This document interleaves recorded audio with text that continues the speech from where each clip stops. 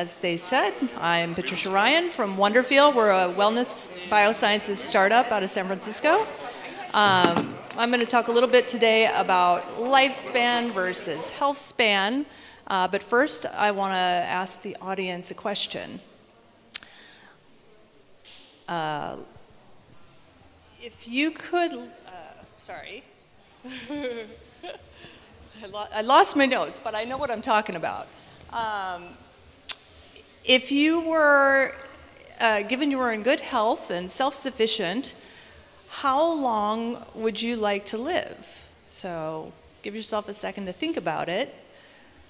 And I want you to raise your hand if you would like to live to 100 years or longer. Okay, how about 150 years or longer? Keep your hands up if you want to live 150 years or longer, if you, 200 years or longer. How about 500 years? Anybody? And then keep your hands raised if you want to live to 1,000 years or more. All right, we always got a few of those in the audience. It's a great question, but it requires, some consideration. Right now we have roughly 75 years to accomplish our goals and make an impact on the world.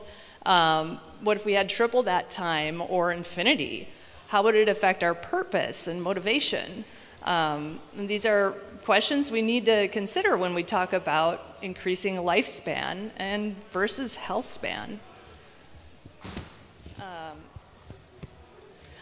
I got a lot of scientific stuff written down here, but I'm just going to abbreviate it a little bit and give you the highlights.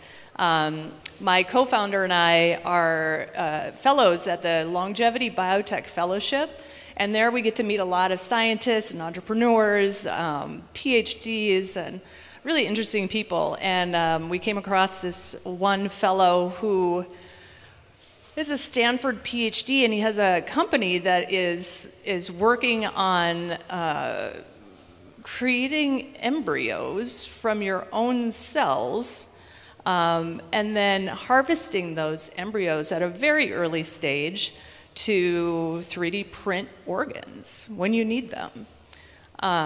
It's pretty fascinating because as it stands now, there's compatibility issues when you're just doing organ donating from other people. So this solves a lot of that compatibility issue. And while it certainly will raise some eyebrows with certain religious communities, the science is inevitable. It's coming. So these are some pretty incredible leaps that we're seeing that are in development already when it comes to lifespan, and they will occur in our lifetime in 2 decades, 3. It's going to be here, so it's kind of exciting. But back to the here and now. Why is health span more important than lifespan? In the end, your chances of dying of heart disease or other organ failure, cancer, or any neurodegenerative diseases is 95%. That's provided you don't get hit by a car in your 30s or 40s. So we're all dying of these same things.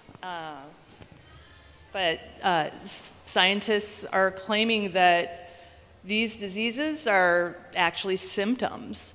The disease of aging these are symptom-based. And the root cause is all stemming from various lifestyle and genetic leanings.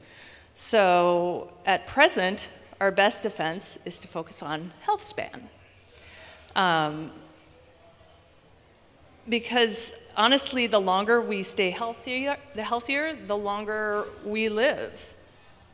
And we'll have the opportunity to start taking advantage of some of these radical interventions that are happening at the hyper scientific level.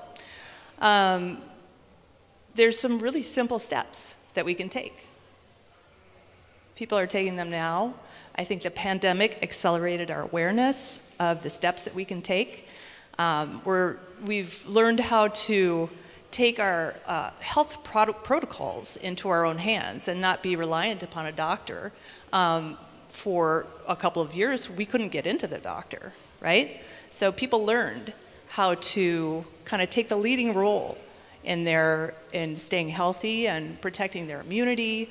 But the simple things are, as we age, keeping an active mind, continuing to learn new sports. I mean, this is not a new science. We know this. A healthy diet, right? There's a lot of new science that's coming out on really what is a healthy diet. These are easy things to look up and to adhere to and still be satiated, right? We don't have to starve ourselves, but we can change where we get our food, when we eat our food. There's a lot of developments there. And the obvious one, staying in motion. We're hearing now about, get your 10,000 steps. There's a lot of debate on the 10,000 step rule, but it really just depends on your age. But it's achieving that daily motion, just keeping your body in an active state. And the old adage, move it or lose it, is still very relevant today. And a surprising one, there was the longest study on lifespan was carried out at Stanford in the 1930s. It concluded not too long ago, about 10 years ago. And they found that healthy relationships is one of the leading contributors to your long life and health span and keeping your well-being so that you're abating all of these diseases. So happiness plays a huge role in your lifespan, especially your health span. So at Wonderfeel, we focus on cellular science, especially around NAD. So who in this audience is familiar with NAD, or the NAD science? Okay, so not that many of you, and it's surprising. It has not been around that long, but depending on where we are and who we talk to, who we're exposed to, NAD science is the new longevity hotspot. So NAD it's a tiny nucleotide that lives in all of your cells, and it's responsible for sustaining life. It's your energy currency of your body. It gives you the ability to wake up and go all day. It gives you the ability to think. It gives you the ability to repair your organs and helps with tissue damage. It helps to repair your DNA. So you may have experience as you age, your DNA breaks in certain areas and it causes mutations in your cells that lead to disease. But NAD is responsible for going in there and repairing that broken DNA so that you don't fall into these diseases. So it's really important to keep your NAD levels up. Unfortunately, we have a ton of it until we're about 30 years old, but then unfortunately it starts to slowly decline. But you don't notice it until you're about 40 years old. And that's when things like the aching knees when you're playing tennis start to come into play, or if we have some all-nighter or party people here, you just can't handle your liquor like you used to. You can't pull the all-nighters like you used to. That's because you don't have as much NAD operating and giving you that life-sustaining and regenerative energy. It's so crucial to your body. You make it in billions every second. And without NAD production, you would die in 10 seconds. So when people have heart attacks, for instance, their NAD levels plummet. And they're not necessarily dying from the heart attack, they're dying from NAD, the loss of production of NAD in this rapid decline for an extended period. So it's interesting as we learn more about NAD and its processes, how it works in the body. And so the thing is, how do we get more of it? We've learned that you can't take it directly. You can't just take an NAD supplement. There for a time was a lot of NAD supplements being made, but we now know that that's ineffective. It doesn't cross the cell membrane. However, there are direct precursors to making NAD that your body also naturally makes. One is called NMN. So who here has heard about NMN? Same few people. So it's called nicotinamide mononucleotide. And you can get it from your diet, you can get it from exercise, you can get it from mindfulness, like meditation, all these good practices, all these things that we're learning that we should be doing for our health and longevity. Sadly, we don't make enough of it after the age of 30. You'd have to eat an entire table full of broccoli to get what you would get in one capsule of a NAD supplement. But anyway, about NMN, our cells have developed a special protein on the surface of the cell that recognizes NMN, and it pulls it in, and it makes NAD. So we know now that you can supplement with NMN because your body has natural pathways to recognize it and utilize it.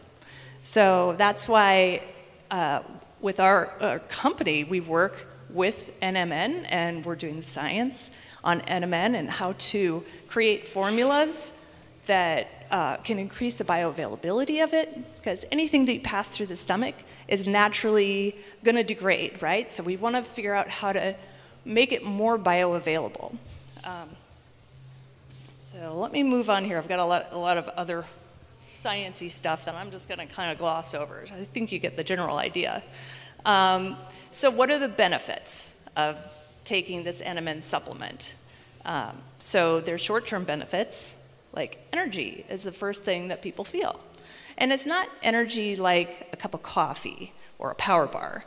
It's that youthful energy, right? So you're returning your NAD levels back to that of your youth. So you get this sustained all-day energy that allows you to focus, right? It allows you to go long. You can wake up early, take care of the kids, you can go to work, you can go to an after-work party, you can come home and be present, right? With your families or with your friends. So it gives you that youthful energy, which we all desperately want to get back. Then there's other long-term benefits. I can tell one of my personal stories. I don't know how I'm doing on time, though. Okay, I'll save my personal stories. If you want to ask later, I'm happy to share. But basically, I just want to say that while we can't leap into the future, we can take advantage of the science that is available now, and that is by using NAD precursors. Our flagship product is called Younger NMN, and it's a fabulous product. I encourage you to check out our website or just study NMN on your own. But basically, your golden ticket to longevity is to stay in good health now for as long as you can. And so that's why we believe that Healthspan is far more important than lifespan at this point. So thank you so much.